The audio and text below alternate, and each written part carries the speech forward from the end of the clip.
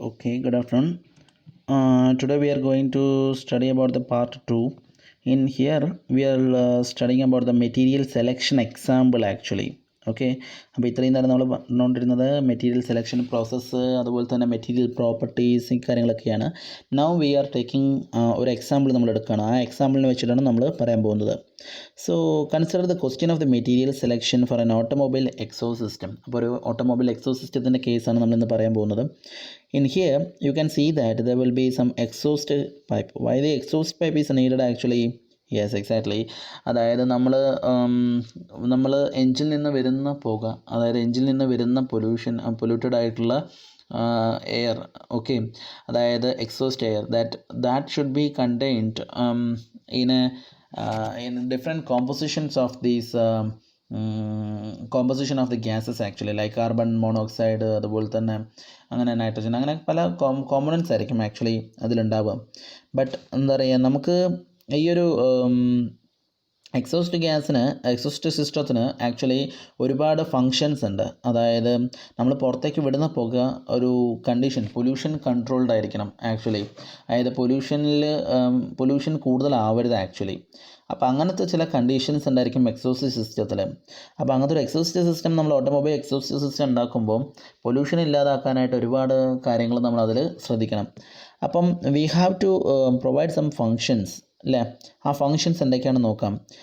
Conduct the engine exhaust gases away from the engine. First function എന്ന് പറയുന്നത് എൻജിനിൽ നിന്ന് വരുന്ന എക്സോസ്റ്റ് ഗ്യാസിനെ പുറത്ത് കളയുക എന്നുള്ളതാണ്.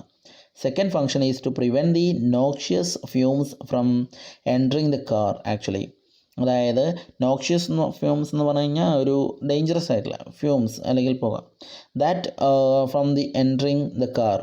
ഓക്കെ, എൻറ്ററിങ് ദ കാറിലേക്ക് കയറാതെ നോക്കണം. അതായത് ഈ ഒരു പുക നമ്മളുടെ എക്സോസ്റ്റ് ഗ്യാസിൽ, അതായത് എൻജിനിൽ നിന്ന് പുറത്തേക്ക് പോകുമ്പോൾ അത് കാറിൻ്റെ അകത്തേക്ക് കയറാനുള്ള ചാൻസസ് ഉണ്ട്, ഇൻസൈഡ് ഓഫ് ദി കാർ. അതിന് നമ്മൾ നോക്കണം, അങ്ങനെ കയറാതിരിക്കാൻ. മൂന്നാമത്തത് to cool the exhaust gases. അതായത് എക്സോസ്റ്റ് ഗ്യാസ് പുറത്ത് വരുന്ന ഗ്യാസസിന് ഹൈ ടെമ്പറേച്ചർ ആയിരിക്കും. അപ്പോൾ അതിനെ ഇല്ലാതാക്കി ടെമ്പറേച്ചർ വളരെയധികം കുറച്ച് വേണം നമ്മൾ വിടാനായിട്ട്. പിന്നെ അടുത്തത് reduce the engine noise. Yes, exactly, അതാണ് one of the main vital part actually. അതായത് എൻജിൻ നോയ്സ് കുറയ്ക്കാം. സപ്പോസ് നിങ്ങൾ ചില ബൈക്കുകളിലൊക്കെ ഭയങ്കര സൗണ്ട് കേൾക്കുന്നു അല്ലേ. ആ സൗണ്ട് വരാനുള്ള കാരണം എന്താ? അതിൽ എക്സോസ്റ്റ് ഗ്യാസ് നമ്മൾ വിടുന്ന എക്സോസ്റ്റ് പൈപ്പിൻ്റെ ഡിഫറൻസ് കൊണ്ടാണ് അത് സൗണ്ടുകൾ വരുന്നത്. ചിലവർക്ക് ആ സൗണ്ടുകൾ വളരെ ഇഷ്ടമായിരിക്കും, ചിലവർക്ക് ആ സൗണ്ട് ഇഷ്ടപ്പെടുന്നില്ല. But the will be A difference in the cases of the engine noise. എൻ്റെ കേസിലും എൻ്റെ ഒരു വണ്ടിയിലും മുമ്പ് ഇതേ മരത്തിന് ഉണ്ടായിരുന്നു. അതായത് ഈ എക്സോസ്റ്റ് ഗ്യാസിൻ്റെ ആ പൈപ്പ് ചെറുതായിട്ടൊന്ന് വിട്ടപ്പം ഭയങ്കര ഗുഡു എന്ന് പറഞ്ഞൊരു സൗണ്ടായിരുന്നു അതിനുണ്ടായിരുന്നത് ആക്ച്വലി. സോ അപ്പം നമ്മുടെ എക്സോസ്റ്റ് സിസ്റ്റത്തിൻ്റെ one of the important function എന്ന് പറയുന്നത് to reduce the engine noise ആണ്. പിന്നെ അടുത്തെന്ന് പറയുകയാണെങ്കിൽ reduce the exposure of the automobile body parts to exhaust gases. Okay,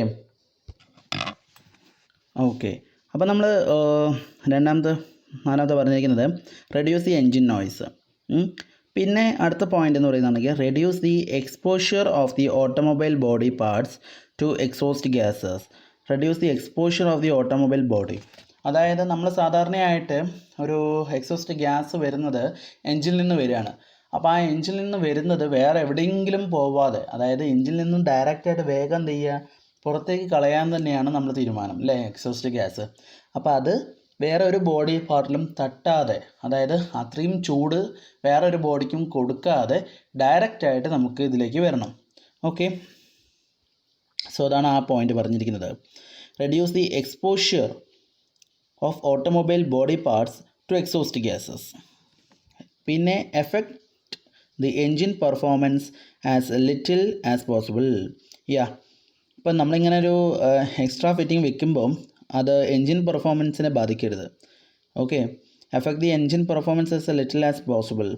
അതായത് എൻജിൻ പെർഫോമൻസ് എന്ന് ഉദ്ദേശിക്കുന്നത് രണ്ട് രീതിയിലാണ്. അതായത് അങ്ങനെ ഈ ഗ്യാസിനെ തടഞ്ഞ് വെച്ചിട്ട് ഈ പറഞ്ഞ മാതിരി അതിനെ കംപ്ലീറ്റും എന്താ പറയുക, അപ്പം ആ ഒരു ഹൈ ഫ്ലോ, എൻജിനിൽ നിന്ന് വരുന്ന ആ ഫ്ലോവിനെ അത് ബാധിക്കരുത്. ആ ഫ്ലോ വരുന്നത് കറക്റ്റായിട്ട് ഫ്ലോ ചെയ്യണം. ഇല്ലെങ്കിൽ എന്താ സംഭവിക്കുന്നത് വെച്ചിട്ടുണ്ടെങ്കിൽ അതിൻ്റെ മൈലേജ്, അതിൻ്റെ പ്രവർത്തനം, എൻജിൻ്റെ പ്രവർത്തനം, ഇതിനൊക്കെ സാരമായിട്ട് ബാധിക്കും. So we have to not to control the flow actually. We don't have to stop the flow.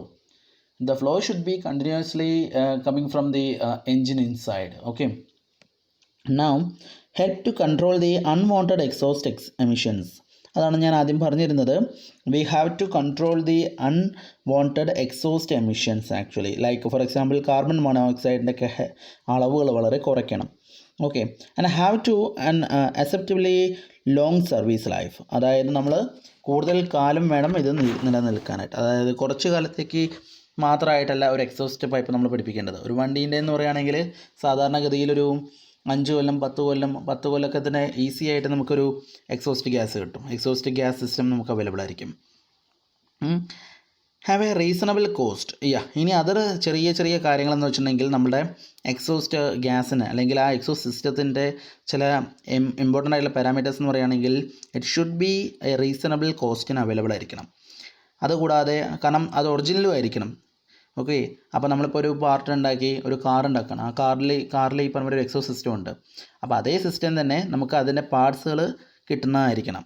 Okay, the basic system configuration is series of tubes that collect the gases at the engine and convey to the rear of the automobile. അപ്പം ഒരു basic system എന്ന് പറയുന്നത് അതിൽ കുറേ tubes ഉണ്ടായിരിക്കും. ആ tubes എന്ന് പറയുന്നത് വെച്ചിട്ടുണ്ടെങ്കിൽ ഗ്യാസിനെ കളക്ട് ചെയ്യുന്നു. എന്നിട്ട് എന്ത് ചെയ്യുന്നു, അതിൻ്റെ ഓട്ടോമൊബൈലിൻ്റെ ബാക്ക് സൈഡിൽ അത് കളയാൻ വേണ്ടി നമ്മൾ ഉപയോഗിക്കുന്നു. And the size of the tube should be determined by the volume of the gases carried away and extent to which the exhaust system can be permitted to impede the flow of the gases from the engine. അതായത് എൻജിനിൽ നമുക്ക് കാറിൻ്റെ എൻജിനിൽ നിന്ന് കിട്ടുന്ന ആ ഗ്യാസസിൻ്റെ ആ പ്രഷറിൽ തന്നെ flow ചെയ്യാൻ പറ്റുന്ന ടൈപ്പ് ആയിരിക്കണം അതിന് ഡിസൈൻ എന്ന് പറയുന്നത്. അതായത് ഒരിക്കലും വളരെ ചെറുതും ആവാൻ പാടില്ല, എന്നാൽ തീരെ വിടാൻ പറ്റാത്തതും ആവാൻ പാടില്ല, എന്നാൽ ഈ പറഞ്ഞ മാതിരി എന്ത് ചെയ്യാം, ബാക്ക് പ്രഷർ ഉണ്ടാവാനും പാടില്ല. അങ്ങനത്തെ ഒരു ടൈപ്പ് ആയിരിക്കണം.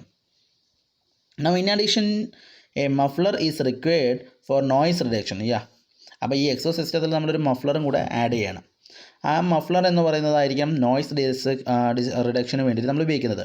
അതുകൂടാതെ അതിൽ ഒരു കാറ്റലിറ്റിക് കൺവേർട്ടറും കൂടി ഇൻബിൽഡ് ചെയ്തിരിക്കണം. കാരണം എക്സോ സിസ്റ്റത്തിൽ എന്ന് പറഞ്ഞു കഴിഞ്ഞാൽ ഇതും മെയിനായിട്ട് 2 കാര്യങ്ങളാണ്. അതായത് 3 കാര്യങ്ങൾ മെയിനായിട്ട് വരുന്നുണ്ട്. ഒന്നൊരു പൈപ്പ് ഉണ്ടായിരിക്കും. പൈപ്പ് എന്ന് പറയുകയാണെങ്കിൽ ഈ ഒരു ഗ്യാസസിനെ കൊണ്ടുവരാവുന്ന ഒരു ചാനൽ. രണ്ടാമത്തെ പറഞ്ഞ ഒരു മഫ്ലറാണ്. മഫ്ലർ എന്ന് പറയുന്നത് ആക്ച്വലി നോയ്സ് റിഡക്ഷന് വേണ്ടിയിട്ട് നമ്മൾ യൂസ് ചെയ്യുന്നത്. പിന്നെയുള്ളതാണ് കാറ്റലിറ്റിക് കൺവേർട്ടർ. കാറ്റലിറ്റിക് കൺവേർട്ടർ എന്ന് പറയുന്നത് ശരിക്കും പറഞ്ഞു കഴിഞ്ഞാൽ അതിൻ്റെ ഒരു എന്താ പറയുക, അതിലുണ്ടാകുന്ന കാർബൺ ഡൈ ഓക്സൈഡിനും നൈട്രജൻ്റെ ഒക്കെ എമിഷൻസിനെ കൺട്രോൾ ചെയ്യുന്നത്. ഓക്കെ, ഇത്രയും 3 ശരിക്കും പറഞ്ഞു കഴിഞ്ഞാൽ ഒരു എക്സോ സിസ്റ്റത്തിൽ വരുന്ന മേജർ കാര്യങ്ങൾ. So the material requirement for an automobile exhaust system എന്ന് പറയുന്നത് എന്തൊക്കെ വേണം അതിൽ?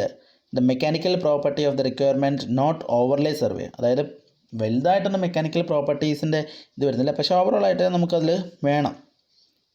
രണ്ടാമത് suitable rigidity to prevent the excessive vibration. ഇപ്പോൾ സപ്പോസ് നമ്മൾ ഇതിങ്ങനെ എൻജിൻ വൈബ്രേഷൻ ചെയ്യും. ആ വൈബ്രേഷനിൽ നിന്ന് വരുന്ന ഗ്യാസസിനും ഒരു വൈബ്രേഷൻ ക്രിയേറ്റ് ചെയ്യും. ആ വൈബ്രേഷനെ കൺട്രോൾ ചെയ്യാൻ പറ്റുന്ന ഒരു റിജിഡ് ആയിട്ടുള്ള സാധനമായിരിക്കണം. പിന്നെ മോഡറേറ്റ് ഫാറ്റീഗ് റെസിസ്റ്റൻസ്, അതായത് ആവറേജ് ആയിട്ടുള്ളൊരു എന്താ പറയുക റെസിസ്റ്റൻസ് പ്രൊവൈഡ് ചെയ്യുന്നതായിരിക്കണം. അതായത് ഇപ്പോൾ ആവറേജ് എന്ന് പറഞ്ഞാൽ ഫാറ്റിക് എന്ന് പറഞ്ഞു കഴിഞ്ഞാൽ ഇപ്പം അതിൽ തടസ്സങ്ങൾ വരുന്നത്, അതായത് ഒരു എന്താ പറയുക അങ്ങനെ ഒരു തടസ്സങ്ങളൊന്നും വരാൻ പാടില്ല. പിന്നെ it should be creep resistance ആയിരിക്കണം in hot parts, because as you know that the different types of gases are coming and the gases having a corrosive in nature. So the creep resistance should be a good creep resistance ആയിരിക്കണം. Then the limiting property പറയുകയാണെങ്കിൽ corrosion resistance ആയിരിക്കണം, especially in the cold and where the gases condenses in the form of corrosive liquids. So as you know that if we are using these vehicles in a cold side, I mean cold regions use ചെയ്യുകയാണെങ്കിൽ gases എന്ത് ചെയ്യും, condense ചെയ്യാനുള്ള chances ഉണ്ട്. അങ്ങനെ corrosive liquids form ചെയ്യും. So that creates a corrosion actually. Now properties of the unique interest എന്ന് പറയുകയാണെങ്കിൽ the requirement are so special that only a few materials meet them regardless of cost actually. So properties of a unique interest, that means suppose like PET based catalyst അല്ലെങ്കിൽ catalytic converter ആണ് നമ്മൾ use ചെയ്യുന്നത്. പിന്നെ അതുപോലെ തന്നെ special ceramic carrier that support the catalyst. ഇതൊക്കെ നമ്മളൊരു okay ഇത് മാത്രം ഉപയോഗിക്കാവൂ എന്നുള്ളൊരു ഇതല്ല, ബട്ട് എന്താണ് ഒരു സ്പെഷ്യൽ ടൈപ്പ് ഓഫ് അപ്ലിക്കേഷൻസ് ആണ് നമ്മൾ ഉപയോഗിക്കുന്നത്. ഇനി പ്രീവിയസ് മെറ്റീരിയൽ നമ്മൾ യൂസ് ചെയ്തിരുന്നതെന്ന് പറഞ്ഞു കഴിഞ്ഞാൽ ലോ കാർബൺ സ്റ്റീലായിരുന്നു വിത്ത് കൊറോഷൻ റെസിസ്റ്റൻറ്റ് കോട്ടിങ്സ് ഉള്ള. പക്ഷേ അത് കുറച്ച് റിലേറ്റീവ്ലി ഇൻഎക്സ്പെൻസീവാണ്. അതുകൂടാതെ റീഡ്ലി ഫോം ചെയ്യാം, നമുക്ക് വെൽഡ് ചെയ്യാൻ പറ്റും. പിന്നെ ലൈഫ് എന്ന് പറയുകയാണെങ്കിൽ ലിമിറ്റഡ് ആണ്.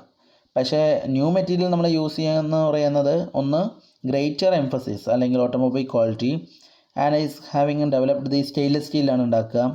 കാരണം എന്താ വെച്ച് കഴിഞ്ഞാൽ കൊറോഷൻ റെസിസ്റ്റൻസ് ആണ്. അതുകൂടാതെ ക്രീപ്പ് പ്രോപ്പർട്ടീസിനൊക്കെ ഉപയോഗിക്കാം. പിന്നെ അതുപോലെ തന്നെ നല്ലൊരു ഫെറൈക്ക് മെറ്റീരിയലാണ്. 11% ഓഫ് ക്രോമിയം ഉണ്ടായിരിക്കും അതിൽ. അതുപോലെ തന്നെ 17 to 20% ക്രോമിയം ഫെറൈഡ് അലോയ്സ് യൂസ് ചെയ്യുന്നുണ്ട്. സോ അങ്ങനെ നമ്മൾ പഴയ മെറ്റീരിയലിനെ ഇൻ പ്ലേസ് ചെയ്തിട്ട് പുതിയ മെറ്റീരിയൽ നമ്മൾ അതിലേക്ക് കൊണ്ടുവരുമ്പം അതിലുണ്ടാകുന്ന മെറ്റീരിയൽസിൻ്റെ പ്രോപ്പർട്ടീസുകൾ മാറിക്കൊണ്ടിരിക്കുകയാണ്. അതായത് ഫോർ എക്സാമ്പിൾ ആദ്യം ഉപയോഗിച്ചിരുന്നതെന്ന് പറഞ്ഞു കഴിഞ്ഞിട്ടുണ്ടെങ്കിൽ നമ്മൾ ഉപയോഗിച്ചിരുന്ന പ്രീവിയസ് മെറ്റീരിയൽ എന്ന് പറയുന്നത് വെൽഡ് ചെയ്യാം, അത് ഇങ്ങനെ കുറേ ഗുണങ്ങളും അതുപോലെ തന്നെ ദോഷങ്ങളും ഉണ്ട്. പക്ഷേ രണ്ടാമത് ഉപയോഗിക്കുന്ന മെറ്റീരിയലിന് കുറച്ചും കൂടി കൂടുതൽ ഗുണങ്ങളുണ്ടെങ്കിൽ മാത്രമേ നമുക്കത് യൂസ് ചെയ്യാൻ പറ്റത്തുള്ളൂ. ഓക്കെ, സോ ഇനി അടുത്ത വരുന്ന പാർട്ടാണ് നമ്മൾ പഠിക്കുന്നത് ടോളറൻസിനെ കുറിച്ച്. ഓക്കെ, സോ ടോളറൻസിനെ കുറിച്ച് നമ്മൾ പറയുകയാണെങ്കിൽ ടോളറൻസ് എന്ന് പറയുകയാണെങ്കിൽ നമ്മളിപ്പോൾ ഒരു മെറ്റീരിയലിനെ കുറിച്ച് അല്ലെങ്കിൽ നമുക്കൊരു ഡിസൈഡ് ഫംഗ്ഷൻ ഉണ്ട്. ഓക്കെ, അപ്പോൾ ആ ഫംഗ്ഷൻ ആക്ച്വലി നമുക്ക് സാധ്യമല്ല. പക്ഷേ എല്ലാ മെറ്റീരിയൽസും 100% ആ ഒരു ഫംഗ്ഷൻ കണ്ടിന്യൂ ചെയ്യണമെന്ന് നിർബന്ധമില്ല. അതായത് ഒരു ഫംഗ്ഷൻ ഇപ്പോൾ നമ്മളൊരു പറയുകയാണ് ഒരു മെറ്റീരിയൽ, ആ മെറ്റീരിയൽ ഇത്ര തിക്നെസ്, അതൊരിക്കലും വളയാൻ പാടില്ല, അല്ലെങ്കിൽ എത്ര ഫോഴ്സ് ചെയ്ത് കഴിഞ്ഞാൽ അത് വളയരുത് എന്നുള്ള രീതിയിൽ നമ്മൾ പറയുകയാണെങ്കിൽ അങ്ങനെ നിർബന്ധമൊന്നുമില്ല. അപ്പോൾ എന്താ വെച്ചിട്ടുണ്ടെങ്കിൽ നമ്മൾ ഉപയോഗിക്കുന്ന മെറ്റീരിയലിന് നമ്മൾ വിചാരിക്കുന്നത് ഇത് തീരെ വളയാനേ പാടില്ല എന്ന് പറഞ്ഞു കഴിഞ്ഞാൽ അങ്ങനത്തെ ഒരു മെറ്റീരിയൽ ആയിരിക്കും നമ്മൾ അതിൽ യൂസ് ചെയ്യേണ്ടത്. തീരെ വളയാൻ പാടില്ല എന്ന് പറയുമ്പോൾ അത്രയും തിക്നെസ്സും അതുപോലെ തന്നെ അത്രയും ഹാർഡായിട്ടുള്ള ഒരു മെറ്റീരിയലായിരിക്കും യൂസ് ചെയ്യേണ്ടത്. പക്ഷേ മാനുഫാക്ചറിങ് കോസ്റ്റിൻ്റെയും അതുപോലെ തന്നെ ഇതിൻ്റെയൊക്കെ എഫക്റ്റ് കൊണ്ട് നമുക്ക് എന്ത് ചെയ്യുക, അത്രയും അങ്ങനത്തെ ഒരു മെറ്റീരിയൽ യൂസ് ചെയ്യാൻ പറ്റാതെ കുറച്ച് താഴ്ന്നിട്ടുള്ളൊരു മെറ്റീരിയൽ നമ്മൾ ഉപയോഗിക്കുകയാണ്. പക്ഷേ ചെറിയൊരു വ്യത്യാസം ഉണ്ടായിരിക്കും, ചെറിയതായിട്ടൊന്ന് ബൾജ് ചെയ്യുന്നു. അങ്ങനെ നമ്മൾ അതിനൊരു വേവിനേജ് ഇത് കൊടുക്കുകയാണ്. അതായത് സാരല്ല എന്നാലും കുഴപ്പമില്ല, ചെറിയ ഇതിൽ അഡ്ജസ്റ്റ്മെൻറ്റ് ചെയ്യുക എന്നാൽ അതിനെയാണ് നമ്മൾ ശരിക്കും പറഞ്ഞാൽ ടോളറൻസ് എന്ന് ഉദ്ദേശിക്കുന്നത്. A tolerance is A permissible variation from the specified dimension. Actually നമ്മൾ കൊടുക്കുന്ന എന്ത് ഡയമെൻഷൻ ആണെങ്കിൽ അതിൻ്റെ ഒരു വേരിയേഷൻ ഉണ്ടാവും, ഒരു പെർമിസിബിൾ വേരിയേഷൻ ആണ്. So the designer must decide how much variation is allowable from the basic dimension of the component to accomplish the desired function. അപ്പോൾ സാധാരണഗതിയിൽ നമ്മൾ ടോളറൻസ് പറയുമ്പോൾ എന്താ വെച്ചിട്ടുണ്ടെങ്കിൽ മെറ്റീരിയൽ സെലക്ഷൻ്റെ ഇതിൽ മാത്രമല്ല, അതായത് നമ്മൾ ആ ഒരു എന്താ പറയുക ഒരു സൈസ് അല്ലെങ്കിൽ ഒരു എന്താ പറയുക അതിൻ്റെ ഒരു അളവിനെയാണ് നമ്മളത് പറയുന്നത്. So the design objective is to make the tolerance അതായത് no tighter than necessary. Since small tolerance is increase the manufacturing cost and assembly more difficult. അതായത് നമ്മൾ ചെറിയ ചെറിയ അളവുകൾ, വളരെ ചെറിയ ചെറിയ അളവുകൾ കുറച്ച് കൂട്ടുകയാണ് നമ്മൾ എടുക്കുന്നുണ്ടെങ്കിൽ നമുക്കതൊരു എന്താ പറയുക, ചില സമയത്ത് നമുക്കതൊരു ടൈറ്റർ ദാൻ ആവശ്യമുള്ള നിങ്ങൾ കൂടുതലായിരിക്കും. Okay, the design objective is to make the tolerance to no tighter the necessary. നമുക്ക് നമ്മളിപ്പോൾ ഒരു മെറ്റീരിയൽ ഉണ്ടാക്കുകയാണ്, അതായത് ഇപ്പോൾ 2.556 സെൻറ്റിമീറ്റർ എന്ന് പറയുമ്പോൾ ഈ 556 എന്ന് പറയുന്നത് നമുക്കങ്ങനെ എടുക്കാൻ കറക്റ്റായിട്ട് എടുത്ത് അത് ചെയ്യുമ്പോൾ അത് മെഷീനബിലിറ്റിയിലും അതുപോലെ തന്നെ അത് ചെയ്യുന്ന സമയത്തും വളരെ ബുദ്ധിമുട്ടുണ്ടാകും. അപ്പോൾ അതിന് പകരം 2.5 നമ്മളൊരു ജസ്റ്റ് ഒരു ആഡ് ചെയ്ത് കൊടുക്കുകയാണ്. അപ്പോൾ ഒരു ടോളറൻസ് കൊടുക്കുക 2.55 എന്ന് പറയുന്നത് പ്ലസ് ഓർ മൈനസ് എന്ന് പറഞ്ഞിട്ട് നമ്മളൊരു വാല്യൂ കൊടുക്കണം. ആ വാല്യൂ കൊടുക്കുമ്പോൾ നമുക്കത് നമ്മൾ പറയില്ലേ, സാധാരണ നമ്മളിപ്പം ഒരു സാധനം പർച്ചേസ് ചെയ്യുമ്പോൾ ബില്ല് വാങ്ങുന്ന സമയത്ത് അതിന് കാൽക്കുലേറ്റ് ചെയ്യുമ്പോൾ 5.99, അപ്പം അതിൻ്റെ അടിയിൽ നമുക്ക് കാണാം എക്സ്ട്രാ ആഡ് ചെയ്യുന്നത് റൗണ്ടിങ് ഓഫ് എന്ന് പറഞ്ഞാൽ നമ്മൾ 0.1 എന്ന് പറഞ്ഞ് കൂട്ടിയും കണ്ട് റൗണ്ട് ഓഫ് ചെയ്തിട്ട് നമുക്കൊരു വാല്യൂ എടുക്കുക. അതുപോലെ അപ്പം നമുക്ക് ബൈലാറ്ററൽ ടോളറൻസും അതുപോലെ തന്നെ യൂണിലാറ്ററൽ ടോളറൻസ് എന്ന് പറഞ്ഞിട്ടും 2 ടൈപ്പ് ഓഫ് ടോളറൻസ് ആണ് അവൈലബിൾ ആയിട്ടുള്ളത്. ഈ ബൈലാറ്ററൽ ടോളറൻസ് എന്ന് പറയുന്നത് the variation occurs in both directions from the basic dimension. 2 രീതിയിലും, അതായത് പ്ലസ് ഓർ മൈനസ്. ഓക്കെ, അപ്പോൾ ദ ബൈലാറ്ററൽ ടോളറൻസ് എന്ന് പറയുമ്പോൾ എങ്ങനെയാണ്, 2 സൈഡും, അതായത് ദാറ്റ് ഈസ് ദി അപ്പർ ലിമിറ്റും ഉണ്ടായിരിക്കും അതുപോലെ തന്നെ ലോവർ ലിമിറ്റും ഉണ്ടായിരിക്കും. ഫോർ എക്സാമ്പിൾ പറയുകയാണെങ്കിൽ ഇപ്പോൾ നമുക്ക് 2.500 പ്ലസ് ഓർ മൈനസ് 0.005. സോ 0.005 എന്ന് പറയുന്നത് പ്ലസ് ഓർ മൈനസ് ആണ്. So this is the most common way to specifying the tolerance. സാധാരണ നമ്മൾ ടോളറൻസ് പറയുന്നത് ഈ ഒരു രീതിയിലായിരിക്കും. ഇനി യൂണിലാറ്ററൽ ടോളറൻസ് എന്ന് പറയുകയാണെങ്കിൽ the basic dimension is taken as one of the limits and variation it is in the only the one dimension. I mean ഒരൊറ്റ ഡയറക്ഷനിൽ പറയുള്ളൂ. അതായത് 2.5 പ്ലസ് 0.000 മൈനസ് 0.010 എന്നുള്ള രീതിയിൽ, അതായത് ഒരൊറ്റ ടൈമിൽ മാത്രം the basic dimension is taken as one of the limits. ഓരോന്നിൽ മാത്രമേ നമ്മൾ കൊടുക്കുകയുള്ളൂ. അതായത് പ്ലസ് ഇല്ല മൈനസിൽ മാത്രം നമ്മൾ കൊടുത്തു. Each manufacturing process has the inherent ability to maintain a certain range of tolerances. ഓരോ മാനുഫാക്ചറിങ് പ്രോസസ്സിലും എങ്ങനെയാണ് നമ്മൾ ടോളറൻസ് അവൈലബിൾ ആയിട്ട് കൊടുക്കേണ്ടത് എന്നുള്ളൊരു രീതിയുണ്ട്. Okay, to produce certain surface roughness, അല്ലേ, to achieve the tolerance outside the normal range requires the special dimension processing, and the typical result in the exponential increase in the manufacturing cost. അതായത് manufacturing cost നമുക്കധികം കൂടാൻ പാടില്ല, എന്നാൽ അതിനനുസരിച്ച് ഈ പറഞ്ഞ മാതിരി ഒരു നോർമൽ റേഞ്ചിൽ നമുക്ക് പ്രത്യേക തരത്തിലൊരു സർഫസ് ഫിനിഷ് കിട്ടാൻ വേണ്ടിയിട്ടുള്ള ഒരു രീതി. Okay, so establishment of the needed tolerances in the embodiment design has the important influence in the choices of the manufacturing process and cost. അപ്പോൾ നമുക്കറിയാം, അതായത് നമ്മളിപ്പോൾ ഒരു എംബോഡിമെൻറ്റ് ഡിസൈൻ എന്ന് പറഞ്ഞാൽ നമുക്കറിയാമല്ലോ, ഒരു സ്കെൽറ്റന് ഈ പറഞ്ഞ മാതിരി രൂപം കൊടുക്കുക എന്നുള്ളതാണ് എംബോഡിമെൻറ്റ് ഡിസൈൻ. അപ്പോൾ അതിൽ വളരെ ഇമ്പോർട്ടൻ്റ് ആയിട്ടുള്ള വരുന്ന ഒരു വൈറ്റൽ പാർട്ടാണ് ആക്ച്വലി ഈ പറഞ്ഞ ടോളറൻസ് എന്ന് പറയുന്നത്. മാനുഫാക്ചറിങ് പ്രോസസ്സ്, ഈ മാനുഫാക്ചറിങ് പ്രോസസ്സും കോസ്റ്റും നമ്മൾ സെലക്ട് ചെയ്യുന്നതിനനുസരിച്ചായിരിക്കും ടോട്ടൽ നമ്മളുടെ ഈ ഡിസൈനിൻ്റെ കംപ്ലീറ്റ് വരുന്നത്. So fortunately not all the dimensions of the part require the tight tolerance. അപ്പം ഒരു പാർട്ടിൻ്റെ എല്ലാ ഒരു ഡയമെൻഷൻസും കറക്റ്റ് എന്താ പറയുക ടൈറ്റായിട്ട് അതേ വാല്യൂവിനെ വരണം എന്ന് നമുക്ക് പറയാൻ പറ്റില്ല. പക്ഷേ റിലേറ്റഡ് വിത്ത് ക്രിട്ടിക്കൽ ക്വാളിറ്റി, അതായത് നമ്മൾ ചില വസ്തുക്കൾക്ക് ക്വാളിറ്റി കൂട്ടാനും അതുപോലെ തന്നെ ചില വസ്തുക്കളുടെ ആ ഒരു ഉപയോഗത്തിനനുസരിച്ച് നമുക്കത് അങ്ങനെ കൂട്ടേണ്ടി വരും, കറക്റ്റ് വാല്യൂ പറയേണ്ടി വരും. Okay, so the tolerance for the non-critical dimension should be set to the values of the typical for the process used to make the part. Okay, അപ്പോൾ നമ്മൾ ചില നോൺ ക്രിട്ടിക്കൽ ഡയമെൻഷൻസും യൂസ് ചെയ്യേണ്ടി വരും. Okay, അത് നമ്മളുടെ ഉണ്ടാക്കുന്ന പാർട്ടിനനുസരിച്ചും അതുപോലെ പ്രോസസ്സിനനുസരിച്ചും ആയിരിക്കും. ഇനി അടുത്ത് വരുന്നതാണ് നമ്മളുടെ design standards and codes. As you know that there is a lot of design standards. Okay, അതുപോലെ തന്നെ കോഡ്സുകളും അവൈലബിൾ ആണ് എന്തിൻ്റെ കേസിൽ നമ്മളൊരു ഡിസൈൻ ചെയ്യുന്ന സമയത്ത്. അപ്പം ഒരു ഡിസൈൻ എന്ന് പറയുന്നത് ആക്ച്വലി ഒരു ക്രിയേറ്റീവ് പ്രോസസ്സാണ്, അല്ലേ. അപ്പോൾ ആ ക്രിയേറ്റീവ് പ്രോസസ്സിൽ ഈ പറഞ്ഞ മാതിരി അതിന് അധികം വലിയൊരു വ്യത്യാസങ്ങളൊന്നും വരാൻ പാടില്ല. നമ്മൾ ശരിക്കും പറഞ്ഞാൽ ചെയ്യുന്ന വിധത്തിലോ അല്ലെങ്കിൽ ആ ചെയ്യുന്ന പ്രോസസ്സിൻ്റെ രൂപത്തിലോ ഒരു വലിയൊരു മുമ്പത്തേനേക്കാൾ വലിയൊരു വ്യത്യാസമൊന്നും വരാൻ പാടില്ല. ഓക്കെ, അപ്പം അതുമാത്രമല്ല, നമ്മളിപ്പോൾ അങ്ങനെ ഒരു മാറ്റം വരുത്തുകയാണെങ്കിൽ തന്നെ അതിന് വളരെയധികം കോസ്റ്റ് ബെനിഫിറ്റും വേണം, അതുകൂടാതെ സമയവും നമ്മൾ ലാഭിക്കണം. ഓക്കെ, അപ്പോൾ നമുക്ക് ഏറ്റവും കുറഞ്ഞ സമയത്തിൽ തന്നെ കൂടുതൽ ബെനിഫിറ്റ് അല്ലെങ്കിൽ കൂടുതൽ കോസ്റ്റ് കുറഞ്ഞിട്ട് പൈസ ലാഭത്തിന് നമുക്ക് ഉണ്ടാക്കാൻ സാധിക്കണം. സോ അതിന് വേണ്ടിയിട്ടാണ് നമ്മൾ എന്ത് ചെയ്യുന്നത്, ഡിസൈനിങ് കോഡ്സ് നമ്മൾ രൂപീകരിക്കുന്നത്, കോഡ്സും സ്റ്റാൻഡേർഡ്സും. സോ കോഡ്സ് ആൻഡ് സ്റ്റാൻഡേർഡ്സിന് രണ്ട് മെയിൻ കാര്യങ്ങളേ ഉള്ളൂ. ഒന്ന്, it makes the best practice available to every one. ഇപ്പോൾ സപ്പോസ് ഒരു എക്സാമ്പിൾ പറയുകയാണെങ്കിൽ നമ്മളിപ്പോൾ ഒരു കോഡ് പറയുകയാണ്, അപ്പോൾ BIS അല്ലെങ്കിൽ വേറെ എന്തെങ്കിലും ഒരു കോഡ് പറയുകയാണെങ്കിൽ ആ കോഡിലുള്ള ആ ഒരു രീതിയിൽ നമ്മൾ ഒരു സാധനം പ്രൊഡ്യൂസ് ചെയ്യുകയാണെങ്കിൽ അത് അവർ ഓൾറെഡി മുന്നേ പരീക്ഷിച്ചിട്ടുള്ള ഒരു രൂപമായിരിക്കും. അതായത് നമ്മളൊരു ഡിസൈൻ പ്രോസസ്സോ അല്ലെങ്കിൽ എന്തെങ്കിലും ഒരു രൂപം ഉപയോഗിക്കുകയാണെങ്കിൽ ആ ഡിസൈൻ പ്രോസസ്സ് എന്ന് പറയുന്നത് പണ്ടേ ഉപയോഗിച്ചുള്ള ഒരു ഇതായിരിക്കും. അതിൽ ഏറ്റവും കോസ്റ്റ് എഫക്റ്റീവ് ആയിട്ടുള്ളതും ടൈം സേവിങ് ആയിട്ടുള്ളൊരു പ്രോസസ്സിങ് ആയിരിക്കും അതിലുണ്ടാകുന്ന ഒരു ഡിസൈൻ സ്റ്റാൻഡേർഡ് അല്ലെങ്കിൽ ഡിസൈൻ കോഡ് എന്ന് പറയുന്നത്. ആ ഒരു കോഡിലൂടെ നമ്മൾ ചെയ്യുകയാണെങ്കിൽ നമുക്ക് എന്ത് ചെയ്യും, സേവ് ചെയ്യാം. കാരണം നമ്മൾ വീണ്ടും റിപ്പീറ്റ് ചെയ്ത് പോകുന്നതിനെക്കാട്ടി നല്ലത് നമ്മൾ ആദ്യം ഓൾറെഡി ഉണ്ടായിരുന്ന ഒരു വസ്തുവിൻ്റെ ഒരു കോഡ് ആ കോഡിൽ യൂസ് ചെയ്ത് നമ്മളത് ചെയ്യുമ്പോൾ അല്ലെങ്കിൽ ആ ഒരു പ്രോസസ് സ്റ്റെപ്സിൽ നമ്മൾ യൂസ് ചെയ്ത് ചെയ്യുമ്പോൾ നമുക്ക് കൂടുതൽ സമയവും അതുപോലെ തന്നെ പണവും ലാഭിക്കാം. Okay, so it makes best practice available to every one and thereby ensuring the എഫിഷ്യൻസിയും അതുപോലെ തന്നെ സേഫ്റ്റിയും. പിന്നെ the promotional interchangeability and compatibility.